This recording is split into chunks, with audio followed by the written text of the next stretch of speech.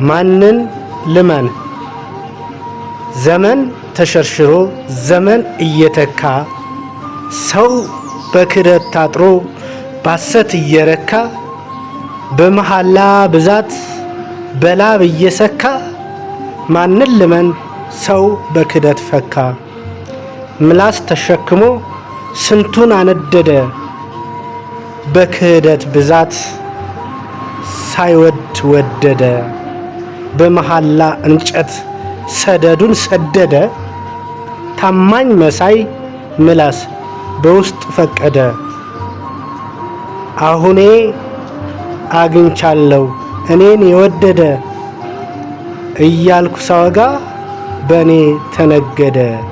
ማንን ልመን እምነት ተቀደደ።